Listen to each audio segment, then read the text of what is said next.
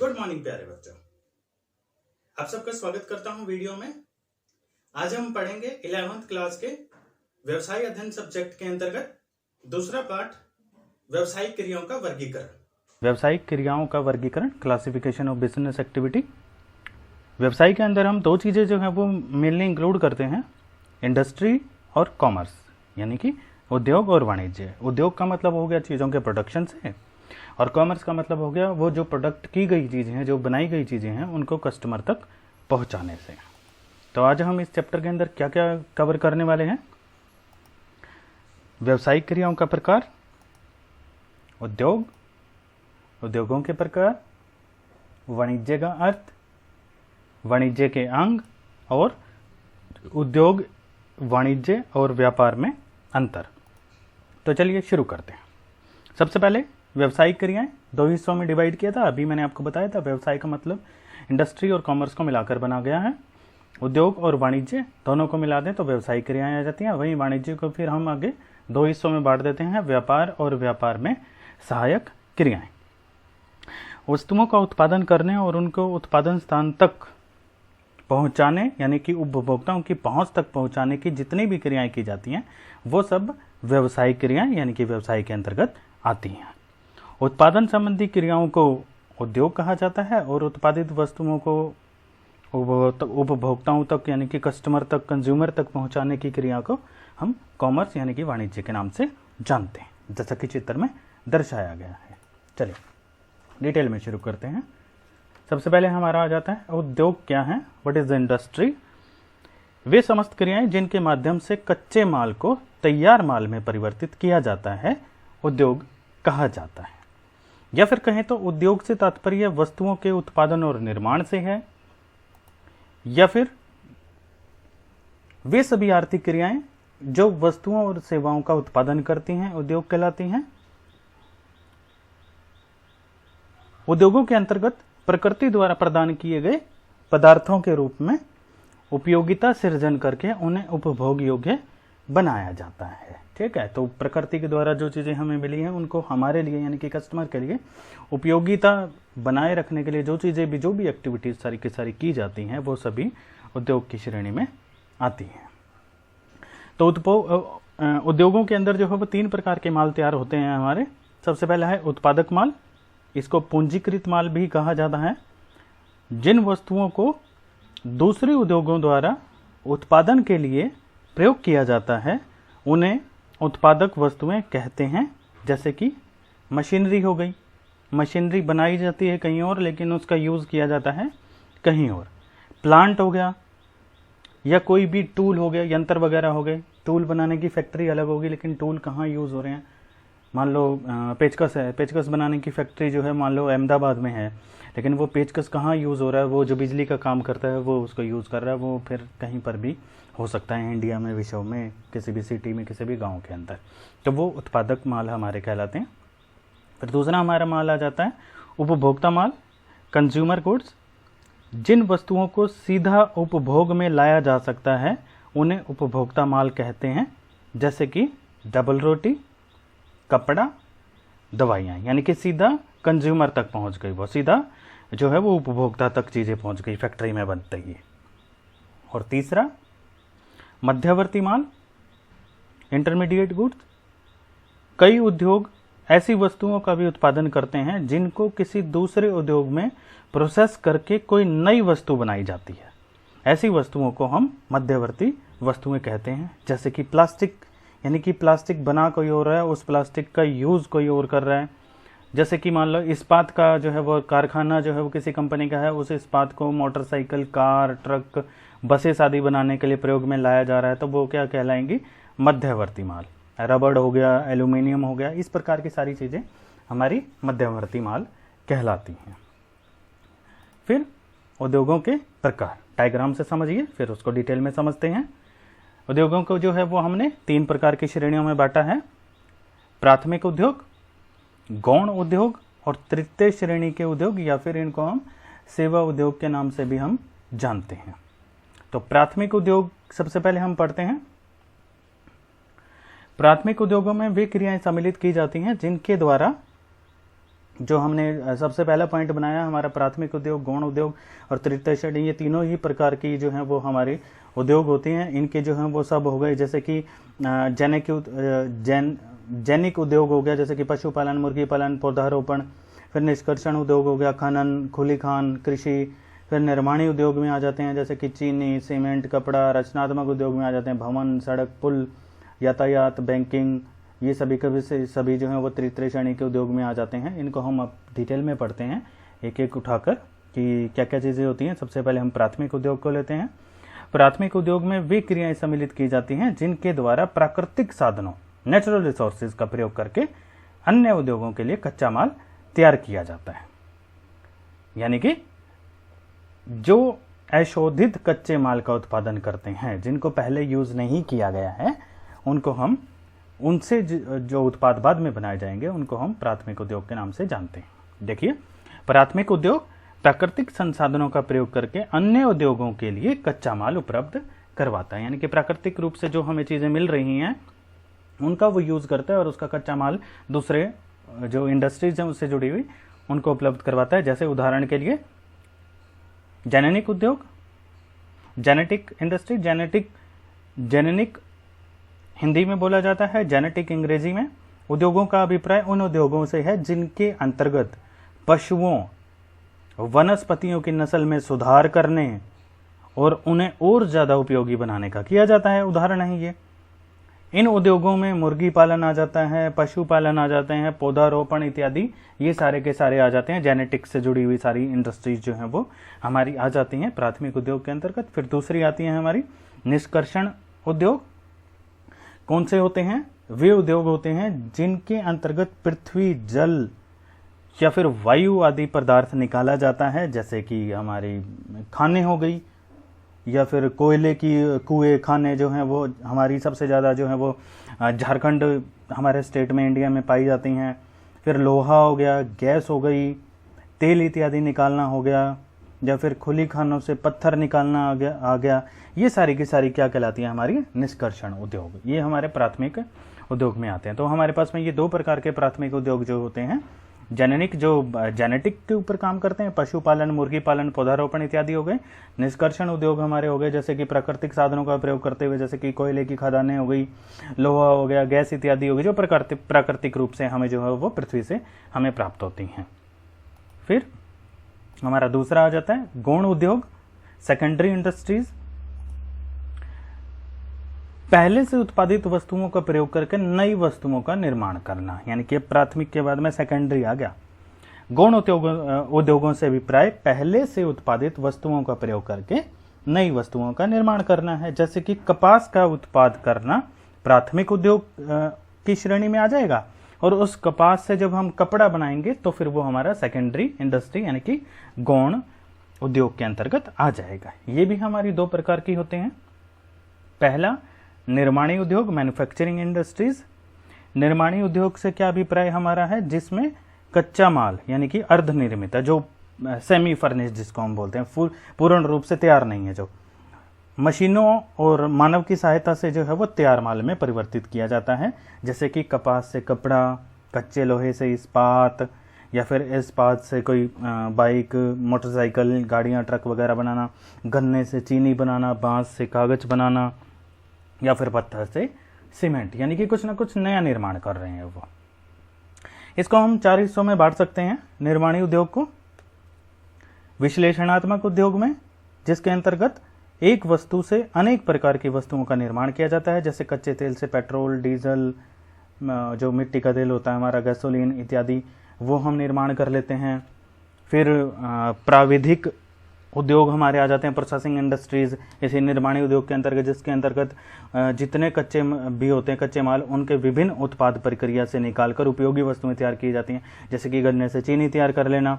फिर हमारे आ जाते हैं इसी के अंदर सम्मिश्रण उद्योग आ जाते हैं, सिंथेटिक इंडस्ट्रीज। इन उद्योगों के अंतर्गत अनेक कच्चे पदार्थों को मिलाकर एक नया उपयोगी पदार्थ तैयार किया जाता है, जैसे कि चूना, पत्थर, जिप्सम, कोयला इत्यादि को मिलाकर सीमेंट तैयार करना, यानी कि कोई मिक्स करके की चीज़ों को एक प्रोडक्ट बनाना, कई सारी चीज़ों को मिक्स करके। फिर हमारे आ जाते हैं असेंबलिंग इंडस्ट्रीज, संयोजक उद्योग। इस श्रेणी में वे उद्योग आ जाते हैं जिनमें विभिन्न उद्योगों द्वारा निर्मित पुर्जों को जोड़कर नई उपयोगी वस्तुओं का निर्माण किया जाता है, जैसे कि cycle, motorcycle, radio, television, mobile, computer, scooter इत्यादि। ये सभी के सभी हमारी जो है वो निर्माणी उद्योग के अंतर्गत आती हैं। फिर हमारा दूसरा इसके अंदर जो प्रकार है गौण उद्योगों का वो है रचनात्मक उद्योग, कंस्ट्रक्टिव इंडस्ट्री। इन उद्योगों में दूसरे उद्योगों द्वारा उत्पादित वस्तुओं का प्रयोग करके रचनात्मक कार्य किए जाते हैं, जैसे कि सीमेंट, लोहा, ईंट, लकड़ी इत्यादि का प्रयोग करके बिल्डिंग वगैरह तैयार करना, पुल वगैरह तैयार करना, सड़कें, बांध इत्यादि का जो है निर्माण करना। ऐसे उद्योग प्राय ऐसी वस्तुओं का निर्माण करते हैं जो स्थायी प्रकृति की होती हैं, यानी कि फिक्स्ड एसेट की श्रेणी में जो है अकाउंटेंसी में हम इन चीज़ों को पढ़ेंगे। और इनका प्रयोग प्राय सार्वजनिक हितों के लिए किया जाता है। ठीक है, तो ये हमारे दो प्रकार के गौण उद्योग होते हैं। फिर हमारे आ जाते हैं तृतीय श्रेणी के उद्योग। सेवाओं का उत्पादन तृतीय श्रेणी के उद्योग में आता है। तृतीय श्रेणी के उद्योगों को हम सर्विस इंडस्ट्रीज के नाम से जानते हैं। सेवा उद्योगों में उन सेवाओं को शामिल किया जाता है जो व्यवसाय को निर्बाध गति से चलाने में मदद करते हैं, मतलब कोई रुकावट ना आए बीच में, जैसे कि यातायात हो गया, बैंकिंग हो गया, बीमा हो गया, हमारे एडवर्टीजमेंट्स हो गए, हमारे वेयर हाउसेज हो गए। आजकल इनको जो है वो सभी को सेवाओं के उद्योगों के नाम से हम जानते हैं, सर्विसेज इंडस्ट्रीज के नाम से हम जानते हैं। किनको जानते हैं? तृतीय श्रेणी के उद्योगों को। तो ये सभी के सभी, जैसे यातायात कोई ट्रांसपोर्ट का काम करता है, कोई बैंकिंग का काम करता है, ये सभी के सभी हमारे सर्विसेज के अंदर आ जाते हैं। तो तृतीय श्रेणी के उद्योगों का क्या अभिप्राय होगा? जो सेवाओं का उत्पादन करते हैं वो हम सभी तृतीय श्रेणी के उद्योगों के जो है वो अंतर्गत हम डालते हैं। व्यवसाय में अनेक प्रकार की बाधाएं भी उत्पन्न होती हैं, हम सभी जानते हैं। जोखिम, रिस्क हमने पिछले चैप्टर में हमने पढ़ा था। ये बाधाएं और उनको दूर करने वाले सेवा उद्योग कौन कौन से हो सकते हैं? जैसे कि वस्तुओं को एक स्थान से दूसरे स्थान पर ले जाने के लिए हमें किसकी जरूरत पड़ेगी? ट्रांसपोर्ट इंडस्ट्री की जरूरत पड़ेगी, यातायात उद्योग की। वित्त यानी कि पैसे संबंधी बाधा अगर आ जाए, कोई कमी आ जाए, तो फिर वहाँ हमारी कौन हेल्प करेगा? बैंक इंडस्ट्री हमारी का हेल्प करेगी। जोखिम इत्यादि होते हैं, आग लग जाना, एक्सीडेंट हो जाना, इस तरह की बाधाओं में हमारी जो है वो कौन सी सर्विस इंडस्ट्री सहायता करेगी? इंश्योरेंस सेक्टर हमारा हेल्प करेगा। फिर हमारे प्रोडक्ट की जानकारी कस्टमर तक पहुंचाने के लिए ये भी एक जो है वो चैलेंज होता है, इसमें हमारी कौन मदद करता है? एडवर्टीजमेंट इंडस्ट्री हमारी करती है। फिर जो हम माल तैयार कर रहे हैं, जो स्टॉक हम जो तैयार कर रहे हैं, उसको इकट्ठा रखने के लिए जो है वो समस्या आएगी, माल कहाँ पर स्टोर करें, उसके लिए हमारे पास वेयर हाउसिंग इंडस्ट्रीज यानी कि संग्रहण उद्योग हमारी हेल्प करता है। तो ये जो है सर्विसिंग उद्योग जो है हमारा है, ये तृतीय श्रेणी का उद्योग जो है, ये पहले जो दो हमारे जो टाइप आए थे उनकी मदद करने के लिए है। तो ये हमारे हो गए उद्योगों के प्रकार। ये उदाहरण आप स्क्रीन पर देख सकते हैं। यातायात उद्योग, बैंकिंग उद्योग, बीमा उद्योग, विज्ञापन उद्योग, संग्रहण, ये सभी मैंने आपको बता दिया कि किस प्रकार की समस्या में आपकी हेल्प करेंगे। चलिए आज के टॉपिक का दूसरा बड़ा विषय वाणिज्य यानी कि कॉमर्स। अर्थ जान लेते हैं पहले इसका। वाणिज्य उन समस्त क्रियाओं के योग से है जो वस्तुओं के आदान प्रदान में उत्पन्न होने वाले व्यक्ति, स्थान, समय, वित्त, सूचनाओं की बाधाओं को दूर करने के लिए की जाती हैं। तो सभी क्रियाएं वो हैं जो व्यक्ति, स्थान, समय, वित्त, सूचनाओं आदि की बाधाओं को दूर करने के लिए हम जो जो क्रियाएं करेंगे वो सभी सभी वाणिज्य के अंतर्गत हमारी आ जाती हैं। वाणिज्य एक आर्थिक क्रिया होती है, हमने पहले ही पढ़ लिया था, तो जिसका प्रारंभ उत्पादन से होकर अंत उपभोग तक होता है। मतलब जहां प्रोडक्शन शुरू हो गया और कस्टमर तक पहुंचा दी, वहां से जो है वो पूरी की पूरी प्रोसेस जो है वाणिज्य कहलाती है। उत्पादित वस्तुओं को उत्पादन स्थान से, जहां पर वो चीजें बनाई गई हैं, उपभोग स्थान यानी कि मार्केट जहां पर कस्टमर पहुंचता है तक पहुंचाने के लिए एक लंबा और कठिन रास्ता है ये। तो उत्पादन कार्य उद्योग के क्षेत्रों में आता है, जबकि शेष कार्य वाणिज्य के क्षेत्र में आएंगे। ठीक है, तो उत्पादन से जब तक प्रोडक्ट का उत्पादन नहीं होता तो उद्योग में आ जाएगा, उसके बाद जितना भी कार्य होगा वो सारा का सारा वाणिज्य के अंदर आ जाएगा। इस प्रक्रिया में हम कैसे शुरू करते हैं? सर्वप्रथम तैयार माल को कारखानों से थोक विक्रेता तक पहुंचता है, ठीक है, होलसेलर के पास। उसके पश्चात यही माल फुटकर व्यापारी के पास पहुंच जाता है। इस प्रक्रिया का अंतिम चरण होता है फुटकर विक्रेताओं द्वारा माल उपभोक्ताओं को बेचना। लेकिन यहाँ बात समाप्त नहीं हो जाती हमारी। माल के इस क्रय विक्रय अथवा वितरण में अनेक प्रकार की समस्याएं भी उत्पन्न होंगी, जैसे माल को एक स्थान से दूसरे स्थान पर ले जाने के लिए यातायात के साधनों की आवश्यकता, माल की सुरक्षा के लिए बीमा, वित्त संबंधी समस्याओं के लिए बैंकिंग, माल को स्टॉक रखने के लिए हमें गोदामों की आवश्यकता पड़ेगी। तो माल के संबंध में सूचना उपलब्ध करवाने के लिए हमें विज्ञापन की आवश्यकता पड़ेगी।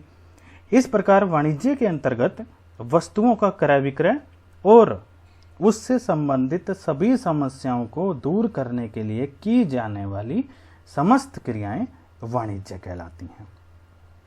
ठीक है, फिर से एक बार बोल देता हूं इसका अर्थ। वाणिज्य का अभिप्राय उन समस्त क्रियाओं के योग से है जो वस्तुओं के आदान प्रदान में उत्पन्न होने वाली व्यक्ति, स्थान, समय, जोखिम, वित्त व सूचना की बाधाओं को दूर करने के लिए किया जाता है, वाणिज्य कहलाता है। चलिए आगे बढ़ते हैं। वाणिज्य के अंक।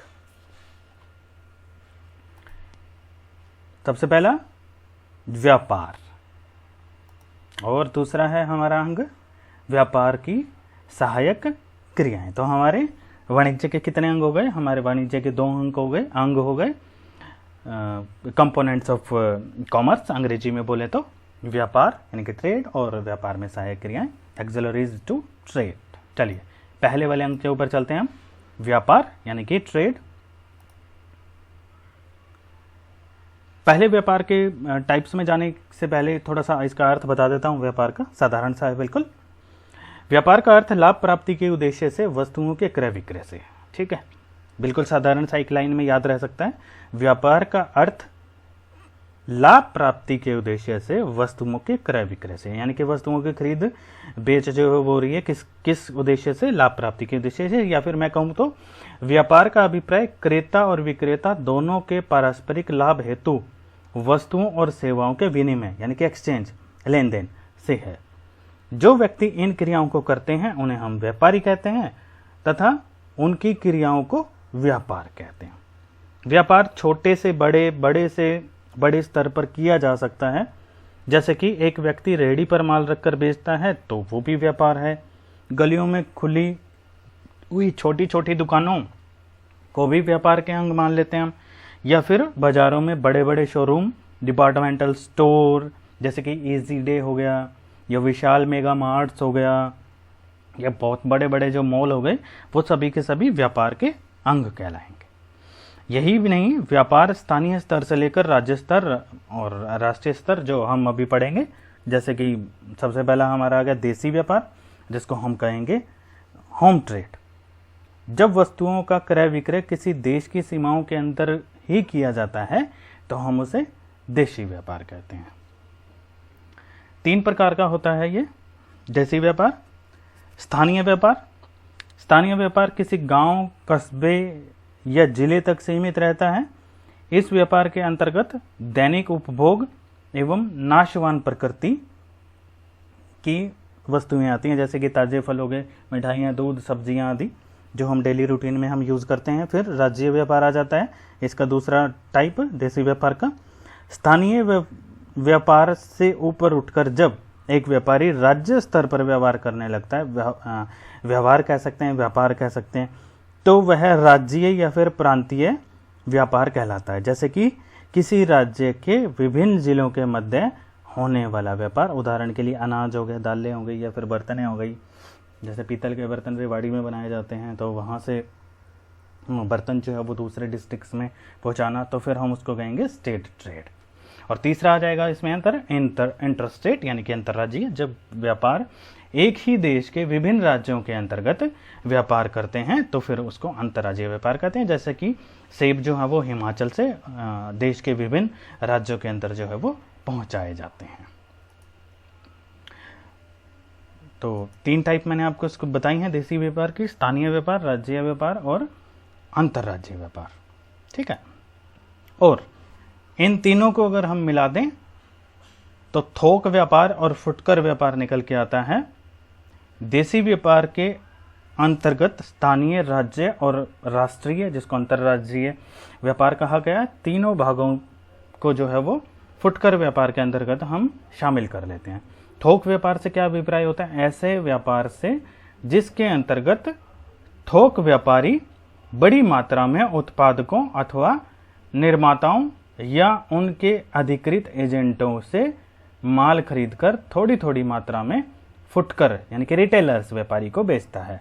तत्पश्चात फुटकर व्यापारी क्रय किए गए माल को उपभोक्ताओं को उनकी आवश्यकता अनुसार थोड़ी थोड़ी मात्रा में बेचता है। यानी कि हमारे पास तो सबसे लास्ट में आता है जो थोड़ी थोड़ी मात्रा में हमारे पास होता है। फिर दूसरा आ जाता है हमारा विदेशी व्यापार। जब व्यवहारिक या फिर व्यापारिक व्यवहार किसी देश की सीमाओं को पार करके दूसरे देश में पहुंच जाता है तो हम उसको विदेशी व्यापार कहते हैं। जब हमारे देश के अंदर ही होता है तो हम उसे देशी व्यापार कहते हैं। जब देशों की सीमाओं को पार करके दूसरे देश में चला जाता है तो हम उसको विदेशी व्यापार के नाम से जानते हैं।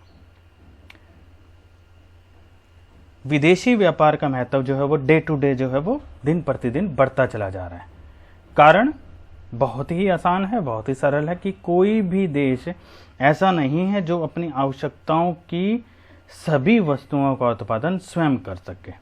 तो क्या हुआ, किसी न किसी वस्तु के लिए उसे विदेशों पर निर्भर रहना पड़ रहा है। इस प्रकार प्रत्येक देश कमी वाली वस्तुओं को विदेशों से क्रय कर लेता है और अधिक्य यानी कि ज्यादा वाली वस्तुओं को विदेशों में विक्रय कर देता है। तो विदेशी व्यापार के भी जो है वो 3 अंग हैं। सबसे पहला आयात व्यापार, इंपोर्ट ट्रेड। जब एक देश का व्यापारी दूसरे देश के व्यापारी से माल क्रय करता है तो इसे आयात व्यापार कहा जाता है। जैसे कि भारत जो है वो ईरान से पेट्रोलियम क्रय करता है क्योंकि भारत में पेट्रोलियम की कमी है, तो इसे हम कहेंगे भारत के लिए आयात व्यापार कहा जाएगा। फिर दूसरा निर्यात व्यवहार, इसका बिल्कुल विपरीत है, एक्सपोर्ट ट्रेड। जब एक देश का व्यापारी दूसरे देश के व्यापारी को माल का विक्रय करता है तो इसे निर्यात व्यापार कहा जाता है। जैसे भारत जो है वो सूती वस्त्र हो गई, चाय हो गई या जूट इत्यादि का विदेशों को विक्रय करता है तो इसे भारत के लिए निर्यात व्यापार कहा जाएगा। मतलब जो चीज़ हमारे देश में अधिक बनती है हम उसको निर्यात करते हैं, जो चीज़ हमारे देश में कम रह जाती है हम उसको दूसरे देशों से आयात करते हैं। फिर तीसरा पुनः निर्यात व्यापार।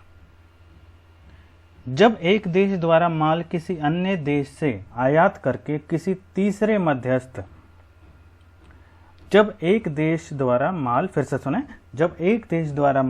किसी अन्य देश से आयात करके किसी तीसरे देश को निर्यात किया जाता है तो ऐसे व्यवहार को पुनः निर्यात व्यवहार कहते हैं।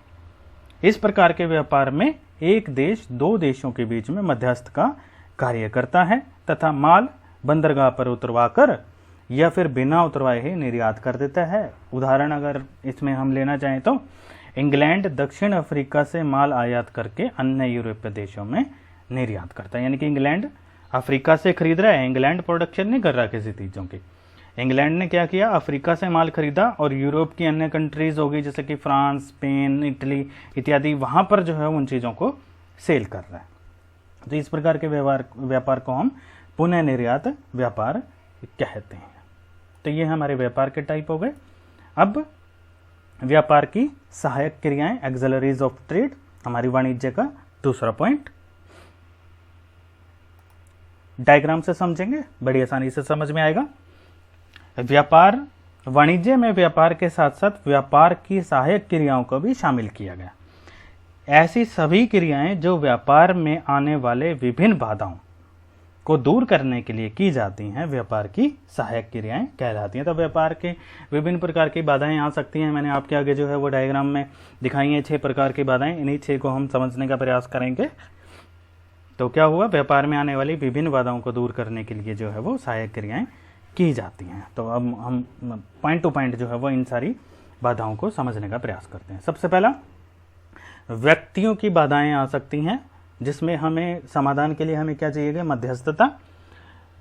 मध्यस्थता क्या है, वस्तुओं के उत्पादक सीमित मात्रा में होते हैं और उनके उपभोक्ता असंख्य होते हैं। यानी कि बनाने वाले कम हैं वस्तुओं को, लेकिन उन वस्तुओं को यूज करने वाले बहुत अधिक संख्या में। इसीलिए प्राय ऐसा संभव नहीं हो पाता कि उपभोक्ता सीधे ही उत्पादकों से अपनी आवश्यकता की वस्तुएं खरीद ले। इस प्रकार वस्तुओं के क्रय विक्रय अथवा व्यापार में पहली समस्या उत्पन्न हो जाती है, जिसे व्यक्तियों की समस्या कहते हैं। यानी कि हम डायरेक्ट फैक्ट्री से जाकर कितने लोग ले लेंगे सामान। उत्पादकों और उपभोक्ताओं के मध्य संपर्क स्थापित करने के लिए मध्यस्थों की आवश्यकता पड़ती है। मध्यस्थों में क्या क्या आ जाते हैं, जैसे कि थोक विक्रेता हो गया, फुटकर विक्रेता इत्यादि हो गए। थोक व्यापारी उत्पादकों से बड़ी संख्या में वस्तुओं को क्रय करके फुटकर व्यापारियों को थोड़ी थोड़ी मात्रा में बेच देते हैं, और फुटकर व्यापारी उपभोक्ताओं को उनकी आवश्यकता अनुसार वस्तुओं की उपलब्धता करवा देते हैं। इस प्रकार उत्पादक से लेकर उपभोक्ता तक एक चेन सिस्टम जो है वो तैयार हो जाता है। और इस चेन सिस्टम में क्या क्या चीजें आ जाती हैं, पहले तो आ जाएगा उत्पादक जो वस्तुओं को बना रहा है, वो उससे ले लेंगे थोक विक्रेता दे देगा फुटकर विक्रेता को, और फुटकर विक्रेता जो जैसे कि दुकानदार हो गए हमारे शहरों में होते हैं, वो हमारे तक यानी कि उपभोक्ता तक पहुंचा देगा। तो पहली तो ये समस्या हमारी दूर हो गई मध्यस्थता के साथ। फिर दूसरी है स्थान की समस्या। तो इसको दूर कैसे करेंगे हम, परिवहन एवं संदेश वाहन के द्वारा। प्राय सभी वस्तुओं का उत्पादन कुछ विशेष स्थानों पर ही होता है।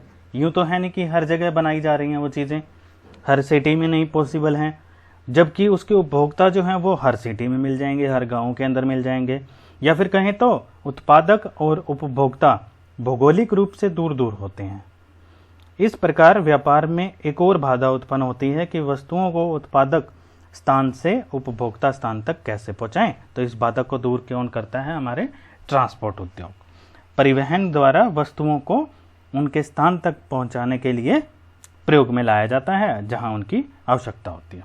स्थान की बाधा का एक और जो है दूसरा पहलू भी हो सकता है कि उपभोक्ता व क्रेता दूर दूर स्थान पर होते हैं। यहाँ पर समस्या उत्पन्न होती है कि वस्तुओं के क्रय विक्रय के सौदे कैसे तय किए जाएं, डीलिंग कैसे की जाए। इस समस्या का समाधान के लिए संदेश वाहन द्वारा जो है वो हम इस समस्या का समाधान कर सकते हैं कम्युनिकेशन के द्वारा।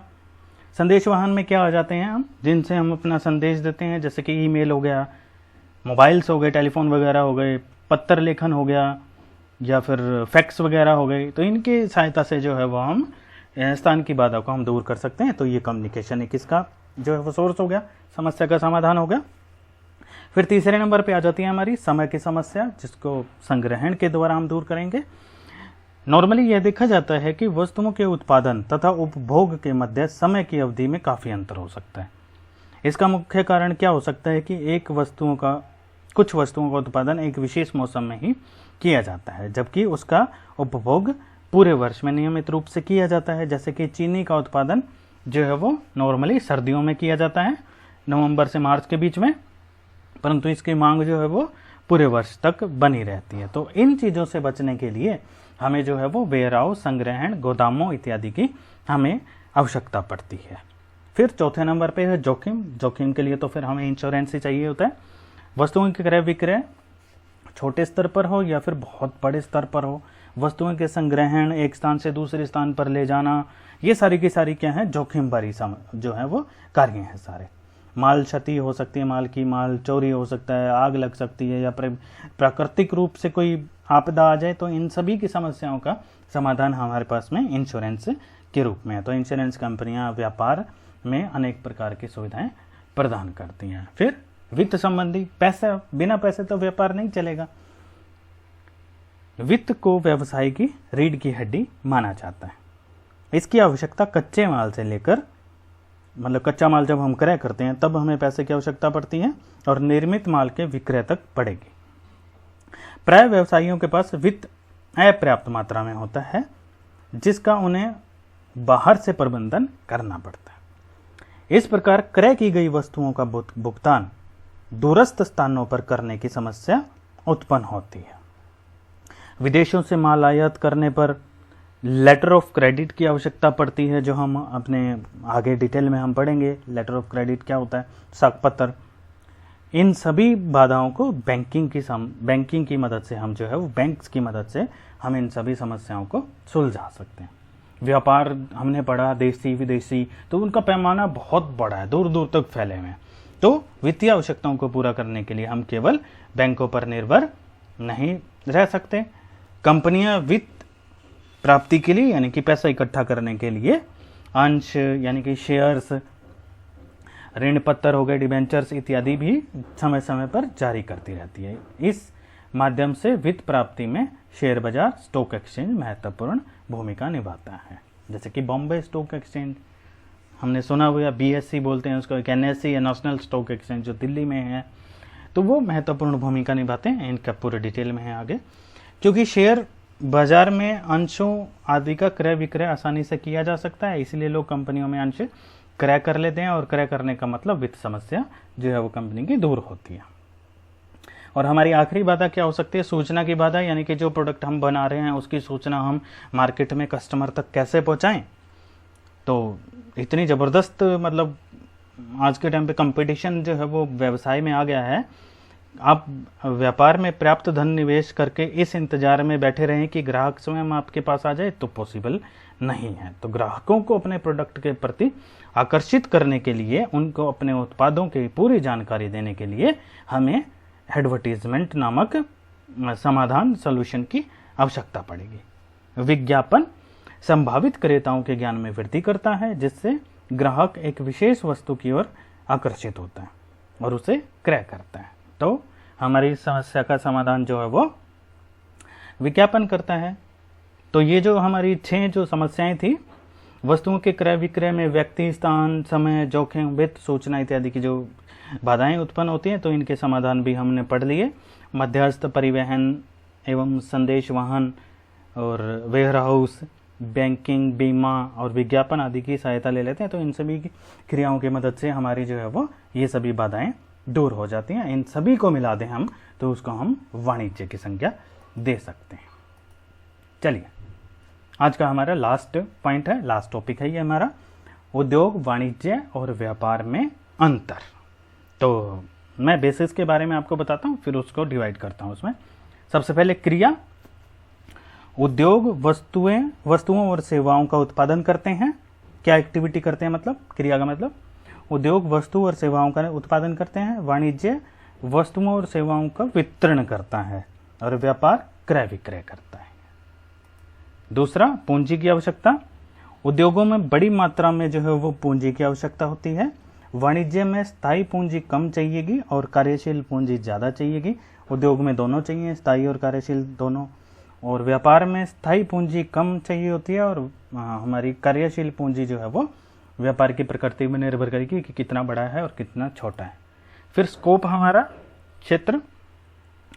उद्योग प्राथमिक, गौण और सेवा उद्योगों में आते हैं, ये हमारे तीनों में आ जाएगा। फिर वाणिज्य, इसके अंतर्गत व्यापार और व्यापार में सहायक क्रियाएं आ जाती हैं, हमने पढ़ा है ये अभी। और व्यापार में देशी और विदेशी हमारे शामिल किए जाते हैं। उसके बाद में चौथा हमारा आधार का अंतर है उपयोगिता सृजन, यूटिलिटी। उद्योगों के अंतर्गत फर्म यूटिलिटी का सृजन होता है और उपयोगिता होती है हमारी यहाँ पे। और वाणिज्य के अंतर्गत स्थान और समय उपयोगिता को जो है वो ज़्यादा ध्यान में रखा जाता है। इसके अंतर्गत व्यापार द्वारा पैदा किए जाने वाले स्वामित्व उपयोगिता को भी शामिल किया जाता है, क्योंकि व्यापार वाणिज्य का ही एक अंग है। और हमारा व्यापार के अंतर्गत आ जाता है उपयोगिता। इसके अंतर्गत स्वामित्व उपयोगिता का सृजन क्रय और विक्रय के माध्यम से किया जाता है। तो उपयोगिता मतलब यूटिलिटी, कितना कहाँ कहाँ यूज किया जा सकता है, उसके बारे में जिक्र किया गया है हमारा। और हमारा पांचवा आ जाता है आधार अंतर का। उद्योगों में अधिक जोखिम होता है, क्योंकि साइज में भी बड़े होते हैं तो। और वाणिज्य में उद्योगों की अपेक्षाकृत कम जोखिम होता है, और व्यापार में सबसे कम जोखिम होता है। और हमारा अंतर का आखिरी आधार है एक दूसरे पर निर्भरता। वाणिज्य और व्यापार वाणिज्य तथा व्यापार दोनों उद्योगों पर निर्भर करते हैं, क्योंकि उद्योग नहीं होगा तो फिर वाणिज्य और व्यापार भी नहीं होगा। वाणिज्य व्यापार के बिना संभव नहीं है, क्योंकि व्यापार इसका एक मुख्य अंग है। तो वाणिज्य उद्योग हो गए, उद्योगों ने जो प्रोडक्ट बनाया है उसको वाणिज्य जो है वो आगे संभालता है, और आगे किसके पास भेजेगा, व्यापार के पास, और व्यापार ही नहीं होगा तो फिर वाणिज्य अपने आप में खत्म हो जाएगा।